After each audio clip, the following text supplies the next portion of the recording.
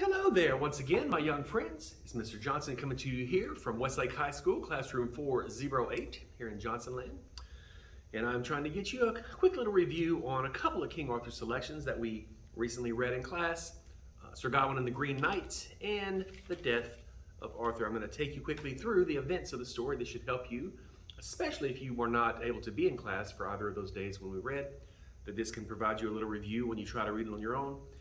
And if you were in class on the days we read and you already kind of know the story, this review can maybe help you with details and whatnot before we take our King Arthur test. Starting on page 158, where it says background, we're kind of picking the story up at the end for our read, so we have to know what was going on up until that point.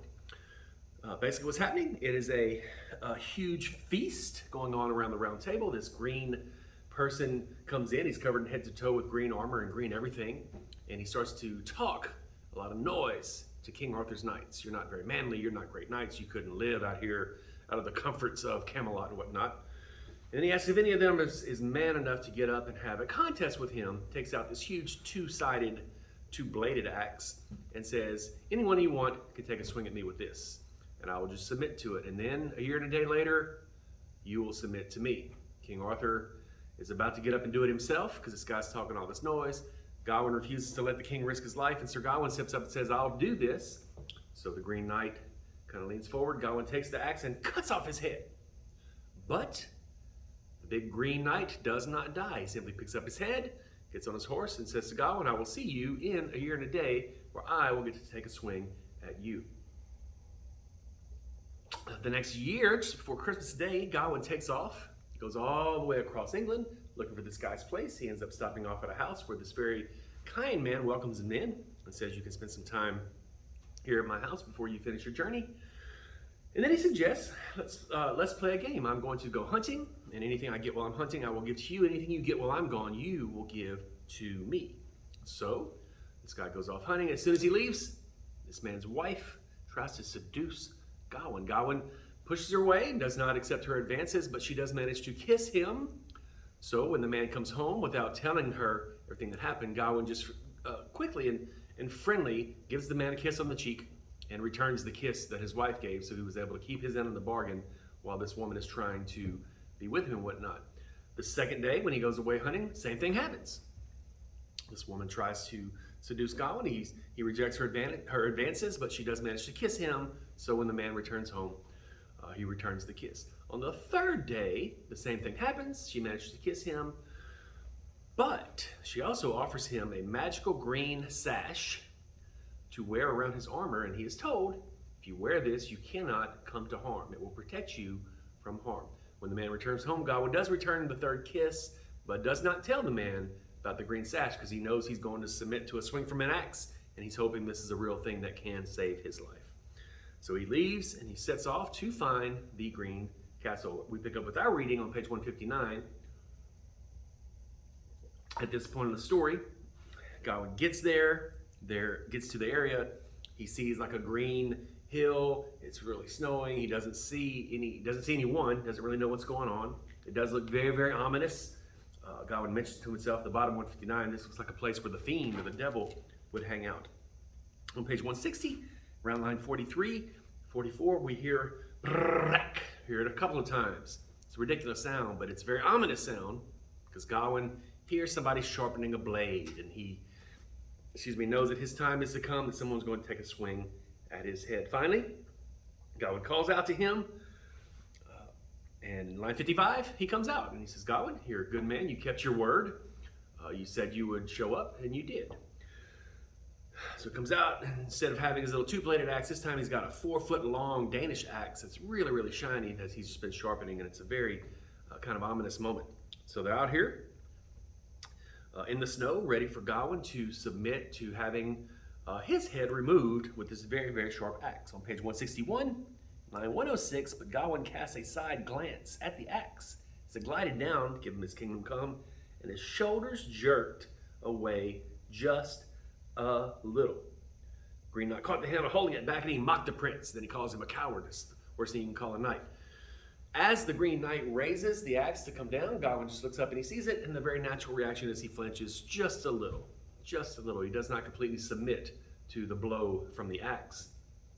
So the knight stops swinging, the Green Knight stops swinging and proceeds to just unload so many insults at Gawain, calls him the worst thing you can call a knight, which is a coward, and says, I thought you were this great knight, I thought Gawain was this great knight, you're not the knight I've heard of. Gawain tells him go ahead for round 2, this time on page 162, line 131.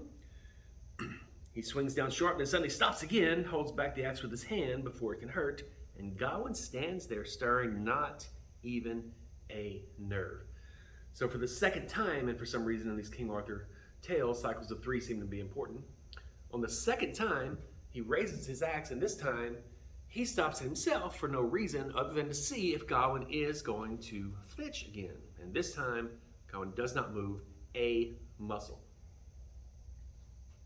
He very boldly and bravely keeps himself completely still, waiting to take a swing from the axe.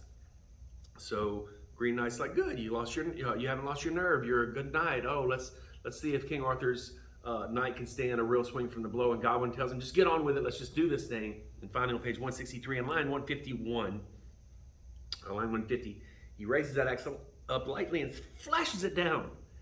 And that blinding bit bites in the knight's bare neck, but hard as he hammered it down, it hurt no more than to nick the nape of his neck. So it split the skin, the sharp blade slit the flesh with the shiny blade, and red blood shot to the shoulders where it spattered on the ground. Gawain saw his blood where it blinked in the snow. He sprang from the man with the length of his spear, snatched up his helmet, and quickly slapped it on.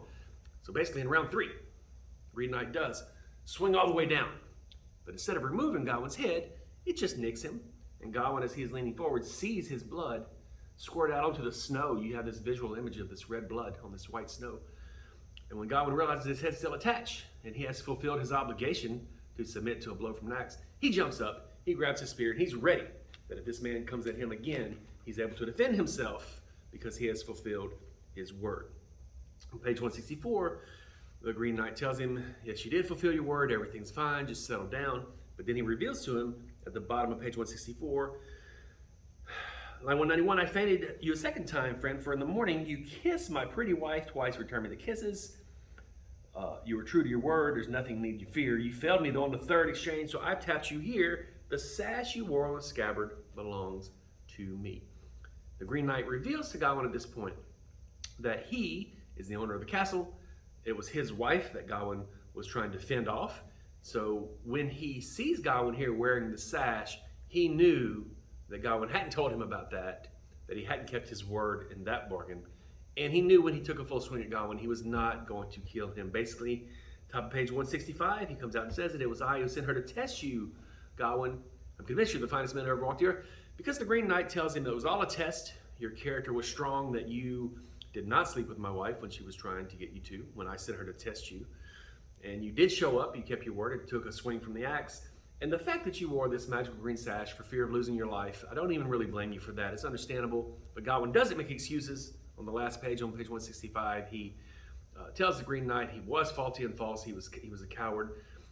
He was afraid to lose his life, so he wore the green sash and he didn't tell the man about it.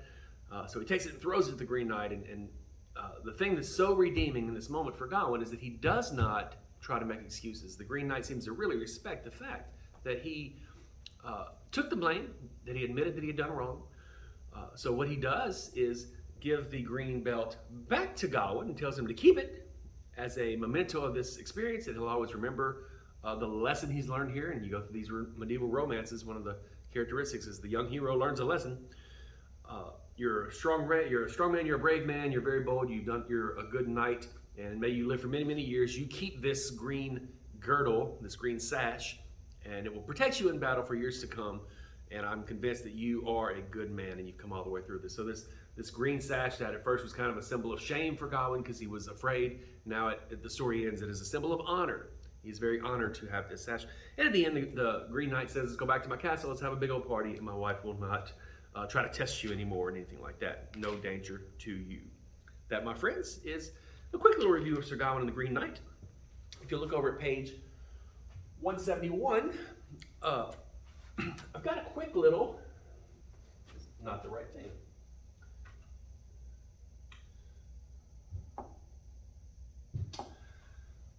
I've got a quick little uh, review for you of the end of the King Arthur legend.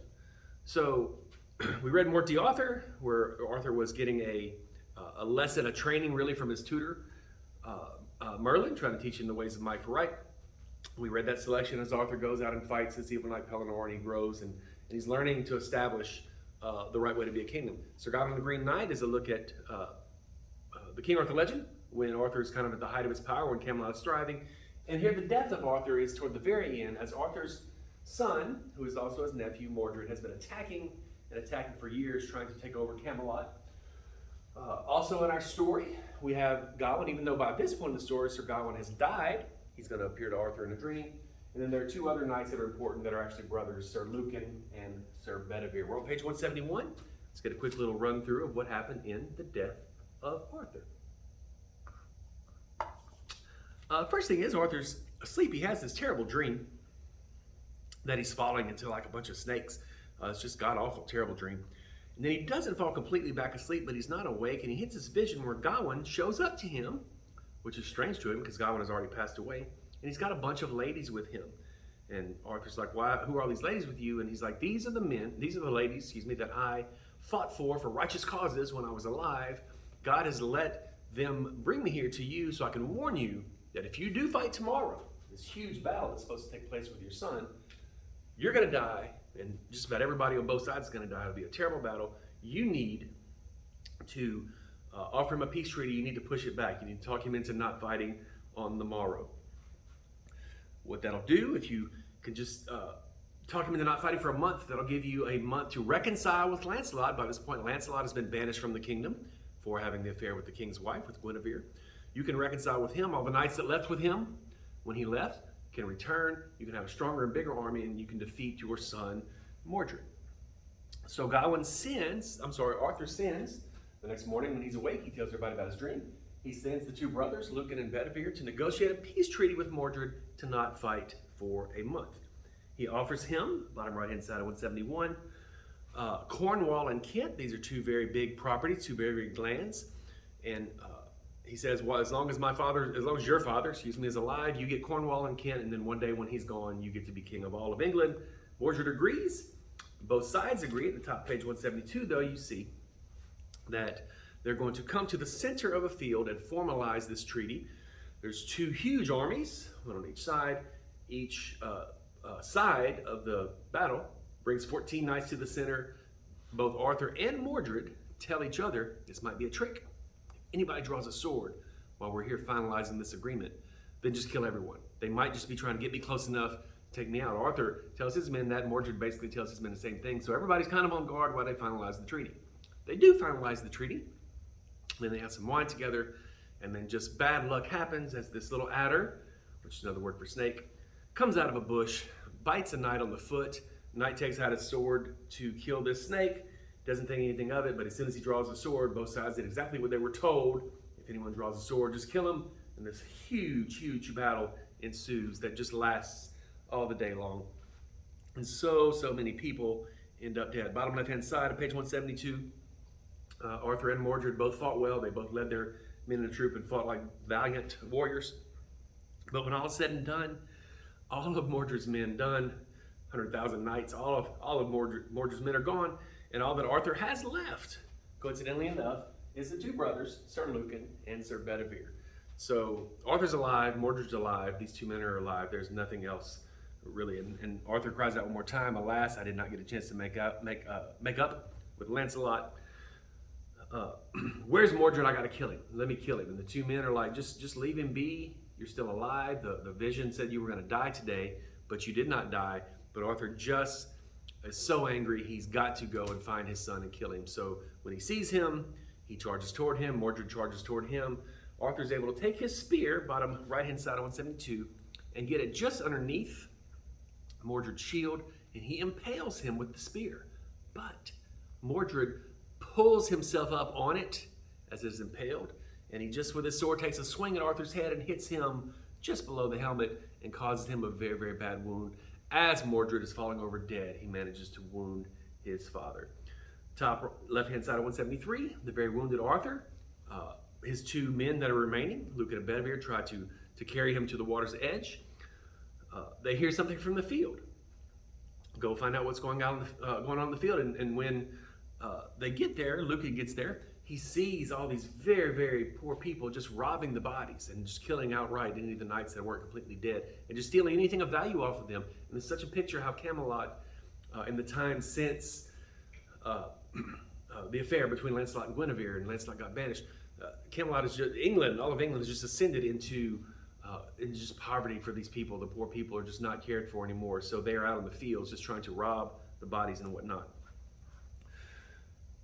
So as Lucan and Bedivere are taking Arthur to the edge of the water, Lucan is so wounded himself in the battle that it says, bottom left-hand side of 173, that his guts fall out, land on his feet. He falls over and dies. And Arthur tells Bedivere, "I'm so sorry that happened to your brother," as Lucan dies right there. So there's only one knight left with Arthur. And Arthur knows what he's got to do is to return the sword where he got it in the first place, all the way back at the very beginning, which we read about in our first story from Morty Arthur. He says, go down to the water's edge, take the sword, and you throw it. Just throw it into the water. Well, no one knows where the sword came from except for Arthur and Merlin on that day. So Bedivere's like, all right, I'll do that. Top left-hand side of 174, he gets to the water's edge, and he just can't bring himself just to throw it away. Just to throw it away. He sees how beautiful it is and how valuable it is. So he takes it and hides it under a tree. He gets back to Arthur. Arthur's like, what'd you see? He's like, I didn't see anything. Arthur's like, well, I know you're lying. Because if you would have thrown it, you would have seen something. So he goes back. Second time. Same thing happens. I just can't bring myself to throw this away. So he hides it. He goes back to Arthur. He's like, what'd you see? He's like, I didn't see anything. Arthur's like, you're lying. You must go and throw this sword. So again, cycles of 3 in the King Arthur legend. Third time that Bedivere goes down to the water, he takes the sword, he throws it as far as he can out into the water, and this hand rises up out of the water, catches it, shakes it thrice, again 3 being an important number, takes it back out of the water, and when Bedivere returns to Arthur, he's able to tell him the truth. Man, when I threw the sword, I saw a hand come up and catch it. So Arthur knew he was telling the truth, and the sword was back with the Lady of the Lake, which is where he got it in the first place. Last thing we see on page 174, Bedivere helps Arthur into this barge, into this raft. There are 3 queens there from the other side. And as Arthur, in the story called The Death of Arthur, doesn't actually die, he drifts off into the other side. The word used for it is Avilion, which was their word for paradise. And basically Bedivere stands there and watches as long as he can as Arthur just drifts out of his sight. And we know that Arthur has gone into paradise. The last thing of any consequence on page 175, there's a Latin inscription on Arthur's tomb, Hic Iaset Arthurus Rex Quondam Rescue Futurus. In this tomb, ironically, Arthur's not even in because he didn't die and went off into Avilion. But what that says is, here lies Arthur, our once and future king. The idea at the end of the legend is if ever England should need him again, he can return for his people and one day heal the land. That, my friends, is a quick little review of Sir Gawain and the Green Knight and The Death of Arthur. I hope that's a little useful to you, especially if you had to be out on days that we read. Thanks for putting in the time. I hope it's useful to you come test time. Okay, bye.